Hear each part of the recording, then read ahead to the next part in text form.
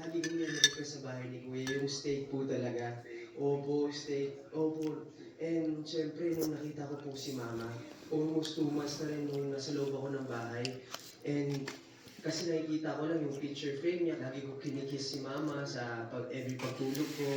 Pero nung nakita ko talaga sa personal si Mama, grabe yung feeling ko. Dumating para maging si Anton, ang kanyang friend na si Allen Ansay. At dahil nasa loob pa ng bahay si Sophia, may pahatid bang mensahe ang Sparkle Star para sa kanyang ka-love-team? Ay, madami po, hindi ko naman mabibilang eh. Like, parang namimiss niya talaga eh. Pinapasabi niya na, ano ba yan? Sana okay lang si Allen. Umiiyak siya. Actually, marami akong itatanong sa kanya kasi kung kumusta si Sophie, kung ano nangyari sa loob. Talaga. Kaya ako rin, namimiss ko rin siya araw-araw eh.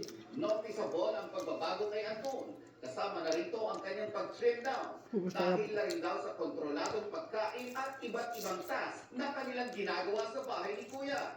Pero ang labis niyang ipinagpapasalamat ang maturity na bitbit niya after PBB. Sobrang sarap po talaga sa feeling nung nakipagsalamuha ako sa mga tao na hindi ko kilala. Pero nagkaroon talaga ako ng kaibigan at tinurog kong talagang pamilya. Pero Anton, konting insider deals naman.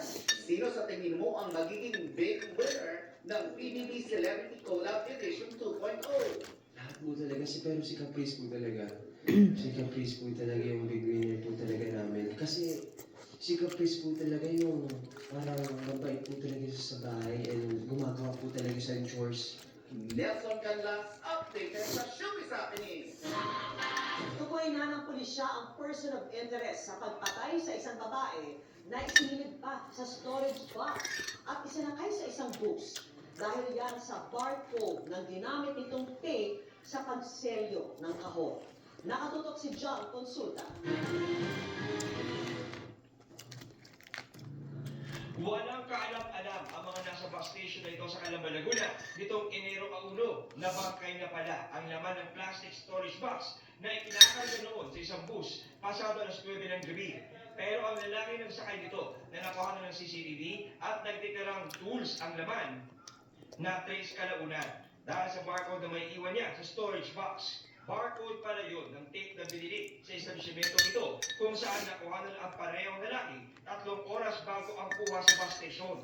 Dito nakita siyang kumukuha ng tape na binayaran niya sa counter pasado alas 6 ng gabi.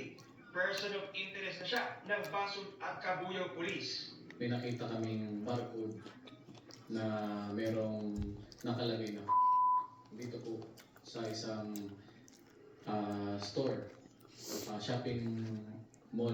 January 1 po ito eh. Nakita namin na bumili siya ng tape.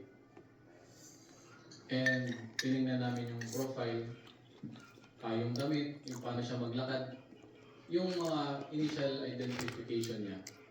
At ipinakita po natin sa witness natin at positibo niyang na-identify po itong suspect natin. Pwede naman binili niya muna bago niya patayin or binili niya, nagmadali siya doon kasi patayin.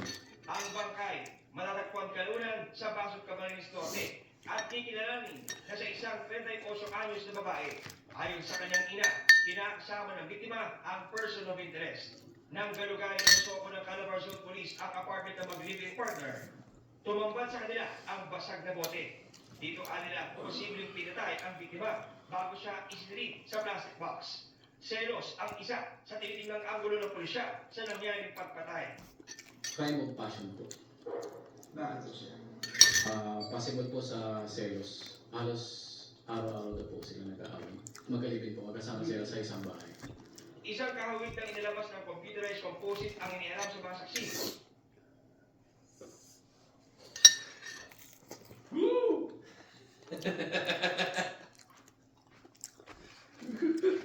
Baby. So good.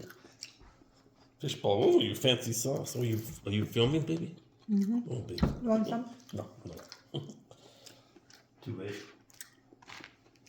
Alauna. 40 na. So, tapusin ko lang to.